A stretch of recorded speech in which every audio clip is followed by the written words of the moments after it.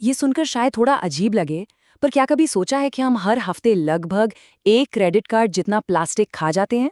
जी हाँ, ये एक चौंका देने वाला सच है।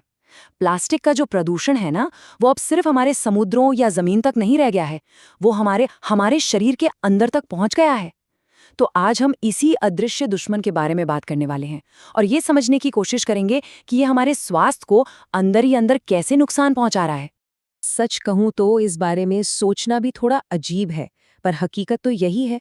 हम चारों तरफ से प्लास्टिक से घिरे हुए हैं, हमारे कपड़ों से लेकर हमारे खाने तक, और तो और जिस हवा में हम सांस ले रहे हैं उसमें भी प्लास्टिक मौजूद है। मतलब ये हमारी जिंदगी का एक ऐसा हिस्सा बन गया है जिसे हम अनदेखा नहीं कर सकते। तो सवाल ये उठता है कि जब ये अदृश्य दुश्मन हमारे शरीर के डिफेंस सिस्टम को पार करके अंदर पहुंच जाता है, तो असल में होता क्या है? ये हमारी सेहत के लिए कितना बड़ा खतरा है? चलिए इसे समझते हैं। तो पहली बात, ये प्लास्टिक आखिर हमारे शरीर में पहुंचता कैसे है? साइंटिस्ट ने इसके 3 मेन रास्ते पहचाने हैं, और ये जानकर शायद हैरानी होगी कि ये रास्ते कितने कॉमन हैं, हमारी रोज की जिंदगी से जुड़े हुए हैं। तो ये 3 रास्ते हैं। पहला है अंतर्ग्रहण, मतलब जो कुछ भी हम खाते पीते हैं उसके जरिए। दूसरा है अंतःश्वसन, यानी सांस के जरिए। और तीसरा है हमारी स्किन के जरिए, यानी एब्जॉर्प्शन से। और इन सब में सबसे बड़ा विलन कौन है? हमारा खाना और पानी। जी हाँ, हमारे शरीर में प्लास्टिक जाने का सबसे बड़ा जरिया हमारा खाना और पानी ही है। ये हमारे खेतों से लेकर समंदर तक में इतना ज्यादा घुल मिल गया है कि प्रोसेस्ड फूड हो या ताजे फल और सब्जियां, कुछ भी इससे बचा नहीं है। जरा इस नंबर पर गौर कीजिए, 2 लाख से भी ज्यादा। पता है ये क्या है? ये 1 लीटर बॉटल वाले पानी में पाए जाने वाले नैनोप्लास्टिक पार्टिकल्स की संख्या हो सकती है। 2 लाख! ये आंकड़ा, ये तो पूरी बात को एक अलग ही लेवल पर ले जाता है ना? और देखिए, ये सिर्फ बोतल बंद पानी की ही बात नहीं है। खतरा तो हमारे अपने किचन में भी छिपा हुआ है। जब हम प्लास्टिक के कटिंग बोर्ड पर सब्जियां काटते हैं या टेफ्लॉन पैन में खाना पकाते हैं, तो हमें पता भी नहीं चलता और लाखों प्लास्टिक के कण हमारे खाने में मिल जाते हैं। यहाँ तक कि जो मेटल के कैन और कागज के रैपर होते हैं ना, उनमें भी अक्सर अंदर की तरफ प्लास्टिक की एक पतली सी छिपी हुई परत होती है। तो ठीक है, ये कण हमारे शरीर में पहुंच गए। अब क्या? अब हमारी बॉडी का जो इम्यून सिस्टम है वो जवाबी हमला करता है। लेकिन ये एक ऐसी लड़ाई है जिसमें उसकी हार तय है, और यहीं से असली नुकसान होना शुरू होता है। इन कणों की असली ताकत, या यूं कहें कि खतरा, इनके साइज में है। नैनोप्लास्टिक्स, ये माइक्रोप्लास्टिक से भी हजारों गुना छोटे होते हैं। इतने छोटे कि ये हमारी कोशिकाओं यानी सेल्स की दीवारों को भी पार कर जाते हैं और हमारे टिश्यूज और ऑर्गन्स में बहुत गहराई तक पहुंच जाते हैं। देखिए, हमारा शरीर इन पार्टिकल्स को पहचानता है एक बाहरी दुश्मन की तरह, और जैसे ही कोई दुश्मन आता है, बॉडी का डिफेंस सिस्टम एक्टिव हो जाता है, जिससे सूजन मतलब इन्फ्लेमेशन होती है। अब प्रॉब्लम ये है कि शरीर इस प्लास्टिक को इसे तोड़ नहीं सकता, इसे पचा नहीं सकता। तो ये कुछ ऐसा हो गया जैसे घर में चोर का अलार्म बजा और वो कभी बंद ही नहीं हो रहा, लगातार बजता जा रहा है, और आखिर में अलार्म ही सिस्टम को खराब करने लगता है। मतलब विडंबना देखिए, शरीर का अपना ही डिफेंस सिस्टम उसका दुश्मन बन जाता है।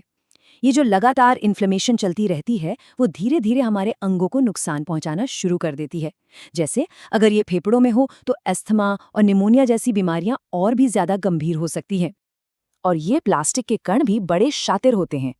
इन्फ्लेमेशन की वजह से क्या होता है कि उस जगह पर खून का बहाव यानी ब्लड फ्लो बढ़ जाता है। तो ये कण बस इसी चीज का फायदा उठाते हैं। वे इस बढ़े हुए ब्लड फ्लो पर सवारी करके पूरे शरीर में बड़ी आसानी से फैल जाते हैं, और इसी वजह से साइंटिस्ट्स को ये पार्टिकल्स हमारे लिवर, स्प्लीन, मसल्स, हड्डियों और तो और हमारे दिमाग जैसे जरूरी अंगों के अंदर भी मिले हैं। मतलब ये कोई लोकल प्रॉब्लम नहीं रह गई है, ये एक सिस्टेमिक अटैक है पूरे शरीर पर। लेकिन रुकिए, कहानी यहीं खत्म नहीं होती। ये जो प्लास्टिक के कण हैं, ये तो बस एक तरह के कैरियर हैं।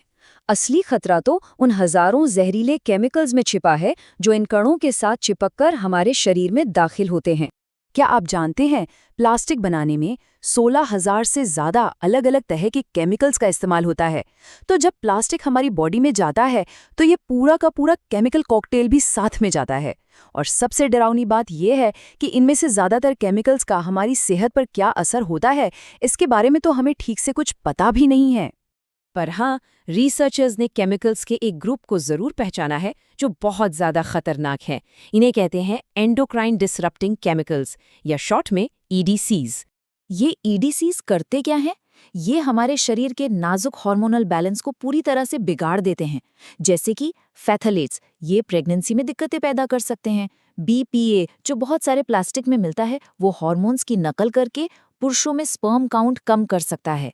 और PFAS जैसे फॉरएवर केमिकल्स हमारे मेटाबॉलिज्म में गड़बड़ी पैदा करके मोटापा और डायबिटीज जैसी बीमारियों का खतरा बढ़ा सकते हैं।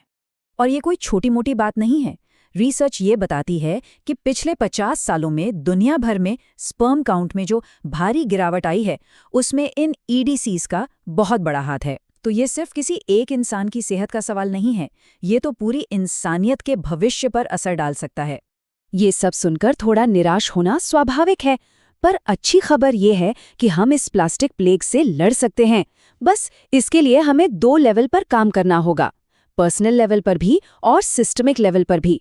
मतलब एक तरफ तो हम अपनी रोज की जिंदगी में छोटे छोटे बदलाव करके खुद को इससे बचा सकते हैं, और दूसरी तरफ हमें बड़े लेवल पर सिस्टम में बदलाव लाने के लिए आवाज उठानी होगी, ताकि प्लास्टिक के प्रोडक्शन और इस्तेमाल पर ही लगाम लगाई जा सके। देखिए, हमारे छोटे छोटे फैसले भी एक बड़ा असर डाल सकते हैं, जैसे सिंथेटिक कपड़ों की जगह कॉटन या दूसरे नेचुरल फाइबर के कपड़े पहनना, प्लास्टिक की जगह लकड़ी का कटिंग बोर्ड यूज करना, या फिर कांच और स्टील के कंटेनरों का इस्तेमाल करना। और जब भी मुमकिन हो, ताज़ा और बिना पैकेज वाला सामान खरीदना। हर छोटा कदम मायने रखता है। लेकिन आखिर में सिर्फ हमारे पर्सनल एफर्ट्स काफ़ी नहीं होंगे। हमें ये याद रखना होगा कि प्लास्टिक एक पेट्रोकेमिकल प्रोडक्ट है, एक बहुत बड़ी इंडस्ट्री। तो इसे सुरक्षित बनाने और इसके प्रोडक्शन को कंट्रोल करने के लिए हमें सरकारों और इंडस्ट्रीज पर दबाव बनाना होगा, ताकि लोकल, स्टेट और नेशनल लेवल पर कड़े नियम और कानून लागू किए जाएं। तो आखिर में एक सवाल सोचना जरूरी है। ये जो छोटे छोटे बदलाव हम कर सकते हैं वो हमारे पर्सनल रिस्क को तो कम कर देंगे, ठीक है, लेकिन जब प्रॉब्लम इतनी बड़ी हो, पूरी दुनिया में फैली हुई हो, तो इसे जड़ से खत्म करने के लिए हम सबको एक समाज के तौर पर कितने बड़े और कितने हिम्मत वाले कदम उठाने पड़ेंगे, ये सोचने वाली बात है।